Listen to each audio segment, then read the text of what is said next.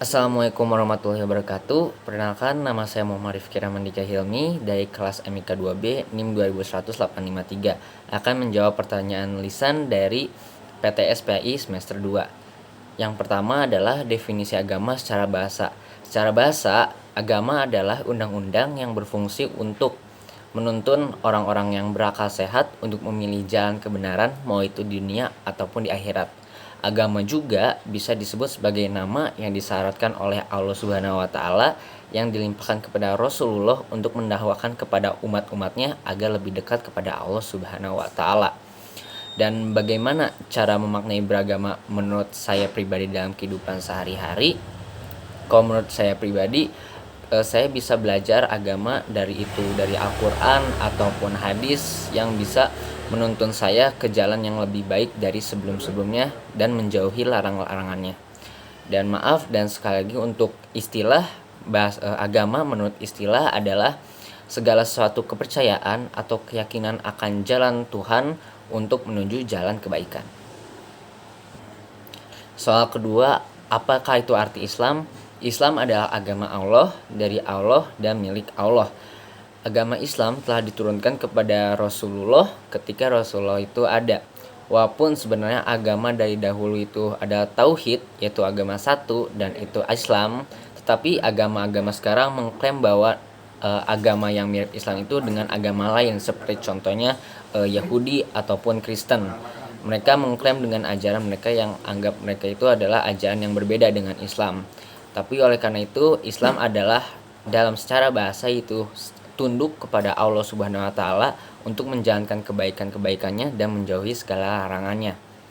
Dan bagaimana cara memahami Islam menurut saya pribadi? Dengan cara belajar Al-Quran dan belajar hadis untuk mengenal sunnah-sunnah Rasulullah dan menjalankan yang wajib-wajibnya. Yang wajibnya itu bisa seperti sholat, puasa, zakat, dan insya Allah bisa naik haji juga. Dan kalau misal untuk sunnah-sunnahnya mengerjakan puasa Senin Kamis ataupun sholat rawatib, sholat qobliyah, badiyah, dan lain sebagainya. Dan bagaimana orang tua saya mengajarkan saya dalam belajar agama, yaitu dengan menyuruh saya untuk setiap subuh, setelah subuh untuk belajar Al-Quran, mau itu dari tajwidnya ataupun dengan bacaan-bacaan yang kira-kira kurang enak didengar. Dan ketika maghrib, setelah maghrib saya dibiasakan untuk mendengar sebuah murotal. Pertanyaan nomor 3, jelaskan pengertian Al-Quran. Al-Quran sendiri adalah kitab terakhir dan sebagai penyempurna dari kitab-kitab lainnya. Kita sebagai muslim harus mengimani semua kitab-kitab sebelum Al-Quran seperti Injil, Taurat, Zabur. Tetapi karena sekarang sudah ada Al-Quran sebagai kitab penutup dan diajarkan oleh Nabi terakhir juga yaitu Rasulullah, kita harus mengimani satu saja yaitu Al-Quran.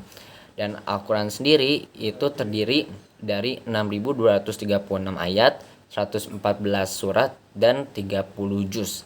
Yang di dalamnya itu ada muamalah, ada akidah, peribadahan, syariah, hukum Islam, dan dasar-dasar pengetahuan.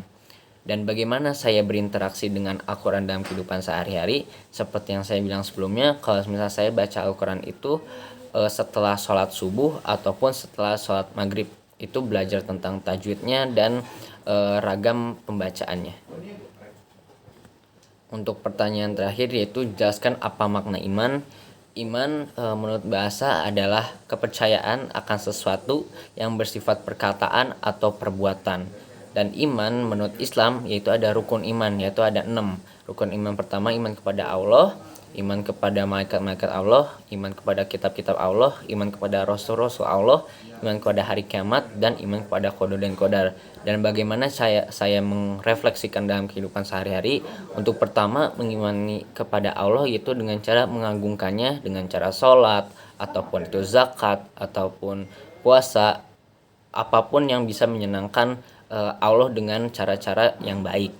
Yang kedua, bagaimana saya mengimani kepada malaikat? Saya mengimani malaikat dengan cara takut akan sesuatu apa yang saya kerjakan. Semisal saya menjauhi film porno ataupun mabuk-mabukan dan segala sesuatu yang batil dan dilarang oleh Allah karena takut akan ada malaikat yang mencatatnya. Yang ketiga, iman kepada kitab-kitab Allah dengan cara membaca Al-Quran dan mengimani kalau sebelum Al-Quran itu ada kitab-kitab lainnya, tetapi sekarang hanya mengimani satu kitab saja, yaitu Al-Quran.